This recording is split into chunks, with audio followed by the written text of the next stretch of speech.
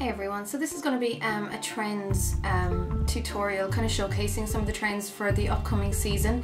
I was inspired largely by Dior backstage.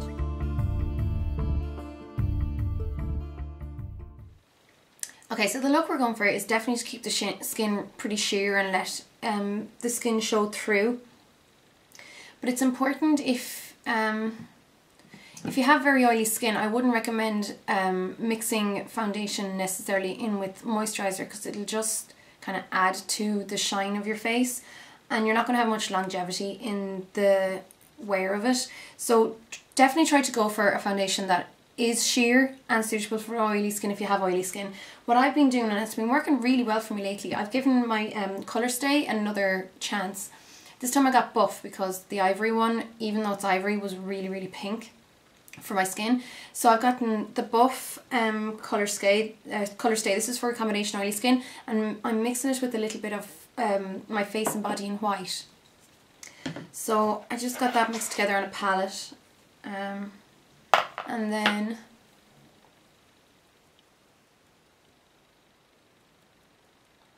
start applying that to the face, just with any kind of foundation brush, doesn't really matter. And either use a sponge or a stippling brush, or duo fibre brush rather, and just blend that all over the skin.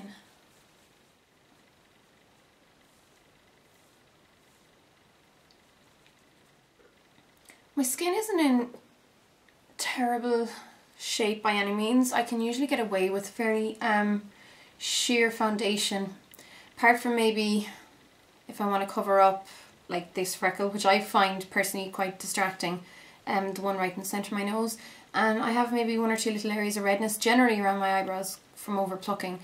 But I definitely have this bruise here at the moment, so that's going to need a little bit of coverage, and I'm just going to use my Dermacolour in Ivory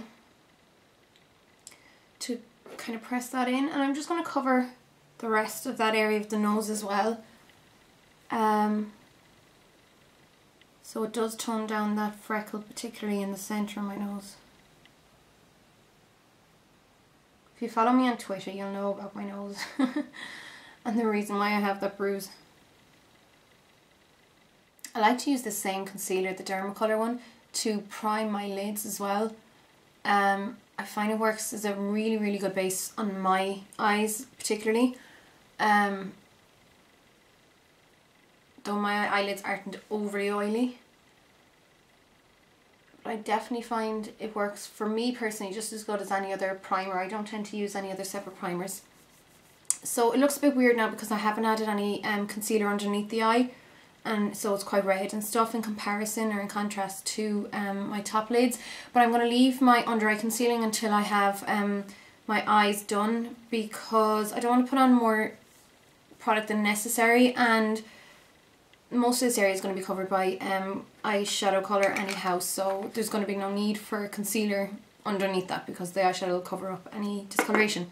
Next I'm using Paint Pot by MAC. This is Coral Crepe. It was out with one of the summer collection. I don't know, I can't remember what it's called now. It was a really recent collection. I'm terrible when it comes to remembering collection names. I mean, if you told me I'd know it, but I can never think of them at the top of my head. But anyhow, I'm just going to grab some of this. It's like it's basically just a coral colour, pretty straightforward coral colour. I wouldn't say it's matte. And I'm just going to apply that initially with my fingers and kind of just press it all over the lid. So coral was massive during the summer. It's still fairly prevalent.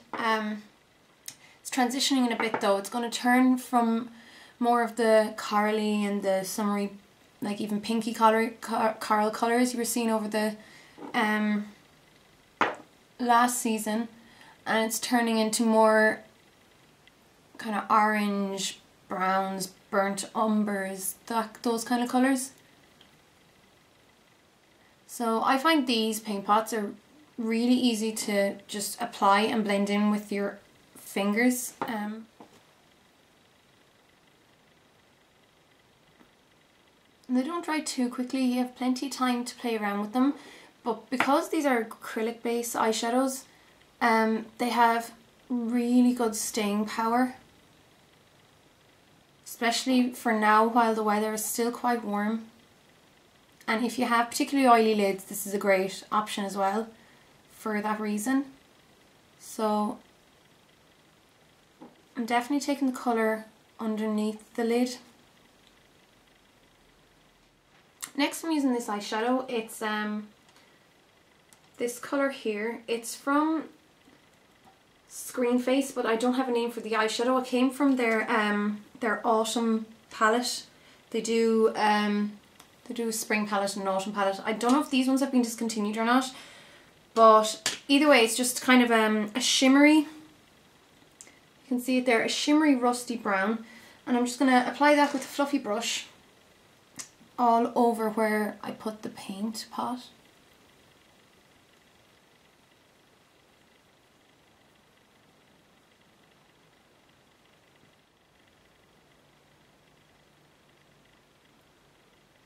And I'm just applying that underneath the eye as well.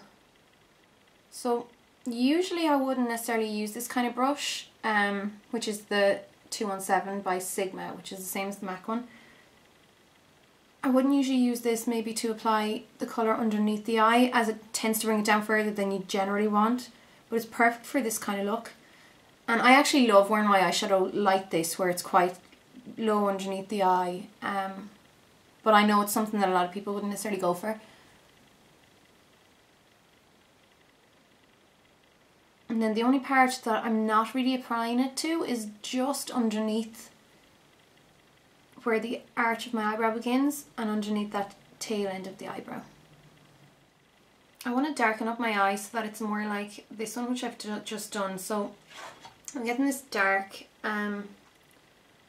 really warm brown. It reminds me a little bit of maybe Embark by MAC. And I'm pressing this first just into my lower lash line. Again, I don't have to worry about keeping it as close to the lash line as I might do with my eyeshadow under there normally. Because I'm just going to go in with my fluffy brush and blend it down a bit. And I'm just going to do the same with my upper lash line. So just line it as if I was using an eyeliner, but I'm going to use my brush to blend it out a little bit, and then I'm just going to get the same eyeshadow onto my brush and working into that outer corner and up into the crease a little bit. At this stage I'm going to apply my under eye concealer because I'm pretty much done with my eyeshadow and I'm not going to have any more fallout. So I'm just going to keep it underneath the very bottom of the eyeshadow. I'm using my Pro Palette Concealer, which is my favourite under eye concealer. This one is the Screen Face one. A good few different brands do them. Just going to quickly blend just around the bottom of that again, so that it kind of blends in with where the concealer is. Next I'm going to do my eyebrows. So one thing I'm happy about this season, or the coming season, is that eyebrows are back. So the bleached brows and the lightened brows we've been seeing in the last while, that's pretty much out now, and it's more defined darkened brows that are coming back. So I'm just going to use, still sticking with the same palette, which is a palette I made up by myself, by the way, but it was all colours from the Screen Face palettes, and it's just this brown here. It's a little bit of a cooler brown. It's going to be, well, more neutral brown really. I don't want to have a lot of red going through my brows, so you don't, this is not going to be a very structured look. It's definitely not a very polished look. I'm not using any kind of highlighter underneath the brow bone. That would just be way too finished. I'm just going to run the brown through the brow.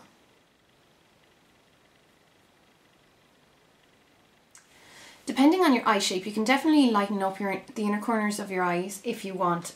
Because of my eye shape, and what I mean by the eye shape in this area, I mean how recessed maybe the corners of your eyes are. If you don't have a very prominent bridge, mine is very, very prominent. You can see how far it sticks up. If you have a flatter bridge of the nose, there's going to be less of a natural shadow there. You're probably less inclined to have to lighten it up. I definitely want to lighten it up a little bit, as especially in photographs these can be very, very shadowed. So I'm just going to get a trying to stick with the same kind of palette. It's a light kind of peachy colour, and a really, really soft fluffy brush. This is a number 7 one, softer than the 217 one that I was just using, and I'm just going to lightly brush that just into the inner corners.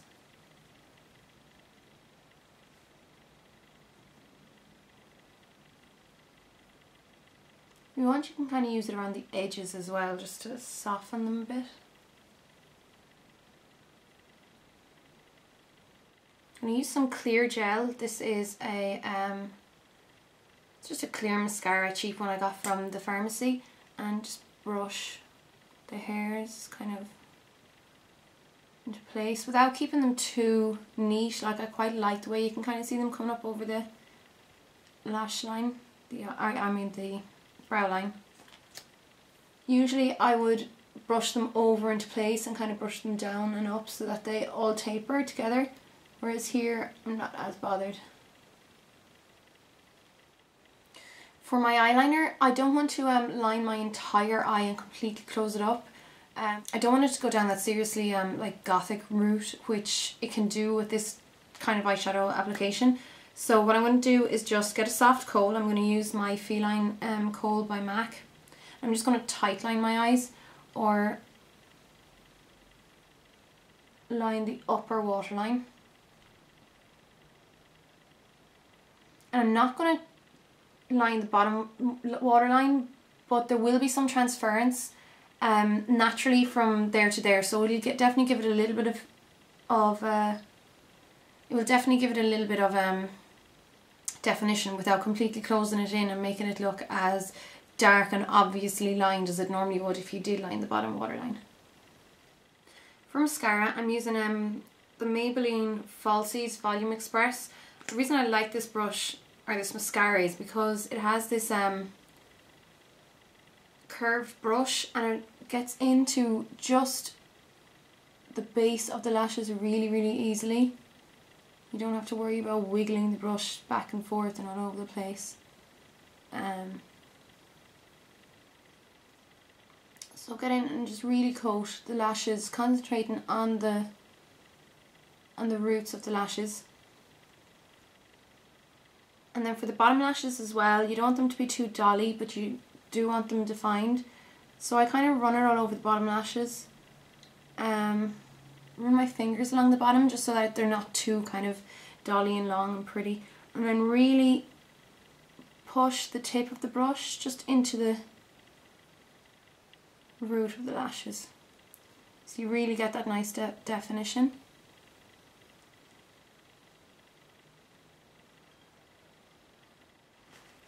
Okay, so you can see now the eyes have that really kind of cool rocker grungy look to them. But obviously my skin is super, super shiny looking, so it needs to be matted down. It's not about having a matte look, but you definitely don't want to look like, you know, an oil slick either. This is what Face and Body does to my skin, and it'll do this to most people who have more combination oily skin. So be aware that you don't want your skin too obviously shiny. I'm just going to use some of my Ben Nye neutral set. It's an invisible setting powder. Definitely suited more for people with lighter skin tones though, despite what it says. And then lightly press that all over my skin. This suits me particularly well, as you know, I like to lighten my skin, my face skin, to suit the rest of my neck and stuff. Another thing at the Dior shows for the coming season as well were the sculpted cheeks, which I'm a fan of. I love to sometimes just skip blusher altogether and then really define the cheekbones. So this is just really to show you exactly what I'm talking about. Sometimes I don't think it always shows up on camera so well. So generally when you're sculpting your cheeks, I have done a sculpting video, but it runs from the top of your ear to the side of your mouth, that line, and then just try and, it's usually, you can see that's where my natural hollow is, just work it into that line. Don't bring it down too close to the mouth, it can look really fake if you do that, or just really unnatural. So you can see the difference from here to here. I automatically have a bit of shape now. Another thing I'm excited to see back are the more berry shaped wine, those rich like burgundy lips, but it's not like really strong structured lips that I'm as excited about. It's more just the stains that I think can look gorgeous when they're more placed on the centre of the lips. Now my own lips, they've quite a lot of colour naturally, this is their own colour, but the colour does fade before my lip line fades, so it can look a bit off if I put a strong colour in the centre and nothing around the edges, because it accentuates the fact that more of the colour's in the centre and it loses the shape even more. So for this, I think it's good, and not for all occasions, obviously just more for my own lips. I like to use a natural lip pencil. This is Subculture by MAC. And just give myself a little bit of definition where my lip line is, but where the colour, you know, has already left it. Although it's been like that for as long as I can remember, to be honest. I know with age, the colour does drain from your lips, and that's usually why your lips look thinner. It's not that your lips actually tend to thin so much. So I'm just going to add a little bit of lip pencil. And for the centre of my lips, I'm getting this gorgeous wine kind of colour. It's by Mavala, and it's in the colour Cassis. So you can see that colour there. And I'm just putting it on the centre of my lips. So like in a normal day-to-day situation, I'd probably keep my lips like really neutral and nude for this look, but this is more catwalk inspired. And it's not about definition, but I still like to add a little bit of definition just to the Cupid's bow.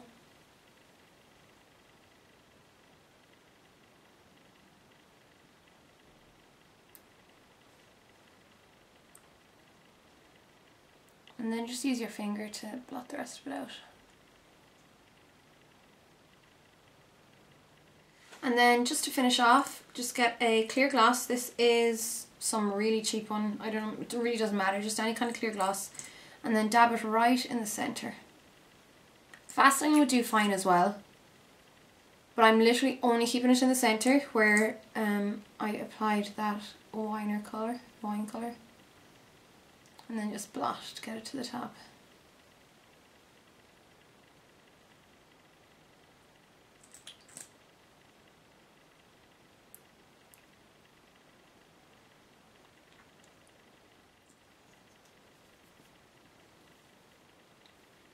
And that's the finished look.